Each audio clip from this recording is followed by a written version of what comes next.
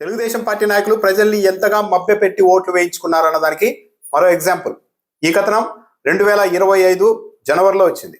ప్రకటన ఏంటంటే రెవెన్యూ శాఖ మంత్రిగా ఉన్న అనగాని సత్యప్రసాద్ గారు జనవరి 20 అంటే 2025 జనవరి 20 తేదీ నుంచి రాష్ట్రంలో మళ్ళీ భూముల రీసర్వే మొదలు పెడుతున్నామని ప్రకటించారు. అంటే 2025 జనవరి 20 నుంచి అంటే క్లియర్ గా అర్థమైపోతోంది. కూటమి ప్రభుత్వం అధికారంలోకి వచ్చిన తర్వాత జగన్మోహన్ రెడ్డి హయాంలో మొదలుపెట్టిన సమగ్ర భూ సర్వేను నిలుపుదల చేశారు అన్నది అర్థమైపోతోంది. కానీ 2025 జనవరి 20 నుంచి మళ్ళీ మొదలు పెడుతున్నామని మంత్రి అనగాని సత్యప్రసాద్ గారు చెప్పారు. బాగానే ఉంది, ఓకే.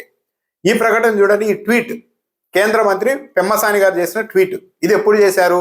2025 ఫిబ్రవరి 24. అంటే మళ్ళీ రీసర్వే మొదలు పెడుతున్నామని రెవెన్యూ శాఖ మంత్రి అనగాని సత్యప్రసాద్ గారు చెప్పిన ఒక నెల రోజులకి కేంద్ర మంత్రి పెమ్మసాని గారు ట్వీట్ చేశారు. ఏమని చేశారు?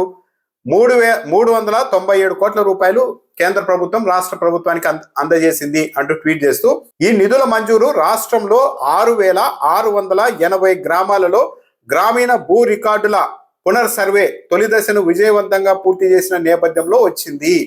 అంటే రాష్ట్రంలో 6,680 గ్రామాల్లో రీసర్వే సమర్థవంతంగా విజయవంతంగా పూర్తి చేసినందుకు గాను ప్రోత్సాహకం కింద కేంద్ర ప్రభుత్వం 397 కోట్ల రూపాయలు ఇచ్చింది అని 2025 ఫిబ్రవరి 24వ తేదీన కేంద్ర మంత్రి పెమ్మసాని గారు ట్వీట్ చేశారు. ఇక్కడ బాగా గమనిస్తే సింపుల్ గా అర్థమైపోతుంది ఏంటంటే, రెవెన్యూ శాఖ మంత్రి అనగాని సత్యప్రసాద్ గారేమో 2025 జనవరి 20 నుంచి రీసర్వే మొదలు పెడుతున్నామని ప్రకటించారు. అంటే కూటమి ప్రభుత్వం అధికారంలోకి వచ్చిన తర్వాత ఈ భూముల రీసర్వేను నిలుపుదల చేశారనేది స్పష్టంగా అర్థమవుతోంది.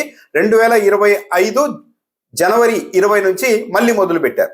కానీ కరెక్ట్ గా ఓ నెల గడిచేసరికి 6,680 గ్రామాల్లో విజయవంతంగా సర్వే పూర్తయినందుకు గాను కేంద్ర ప్రభుత్వం 397 కోట్ల రూపాయలు రాష్ట్రానికి ఇచ్చిందని పెమ్మసాని గారు ట్వీట్ చేశారు. ఇక్కడే క్లియర్ గా అర్థమైపోతుంది. అంటే జనవరి 20 నుంచి ఫిబ్రవరి 24 మధ్య ఏకంగా 6,680 గ్రామాల్లో సర్వే చేయడం అవుతుందా? పూర్తి అవడం, అసలు ఇనిషియేట్ చేయడం కూడా సాధ్యం కాదు. మరి ఎప్పుడు పూర్తి అయిందంటే ఇక్కడే క్లియర్ గా అర్థమైపోతుంది.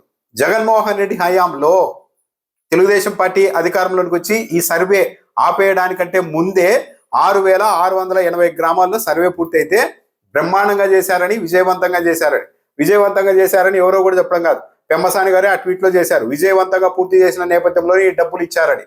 మరి జగన్మోహన్ రెడ్డి హయాంలో సర్వే చేస్తూ ఉంటే ఈ భూమి మీ కాకుండా పోతుంది, రైతుల గుండెల్లో గుణపాలు ఈ సర్వే రాళ్ళు, మొత్తం మీ భూమిని అంతా నాశనం చేసేస్తున్నారు, జగన్మోహన్ రెడ్డి ఎత్తేసుకెళ్తారు అని అడ్డగోలుగా ప్రచారం చేశారు కదా ప్రజల్ని మరీ ఇంతగా మభ్యపెట్టేలాగా. మరి 6,680 గ్రామాల్లో జగన్మోహన్ రెడ్డి సర్వే పూర్తి చేశారు కదా, దాని మేరకు డబ్బులు తెచ్చుకున్నారు కదా కేంద్ర ప్రభుత్వం నుంచి. నిజంగానే జగన్మోహన్ రెడ్డి హయాంలో ఈ సర్వేలో అక్రమాలు జరిగి ఉంటే, అవకతవకలు జరిగి ఉంటే మరి డబ్బులు ఎలా తీసుకొచ్చుకున్నారు?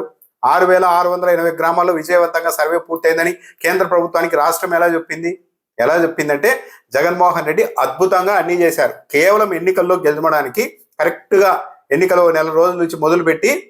నెల రోజుల ముందు నుంచి మొదలుపెట్టి రకరకాలుగా ప్రచారం చేసి ప్రజల్ని భయాందోళనకు గురి చేసి అత్యంత దయనీయ స్థితిలో తెలుగుదేశం పార్టీ ఈ ప్రచారానికి పూనుకొని ఓట్లు వేయించుకుంది. కానీ నిజం ఏంటంటే ఇది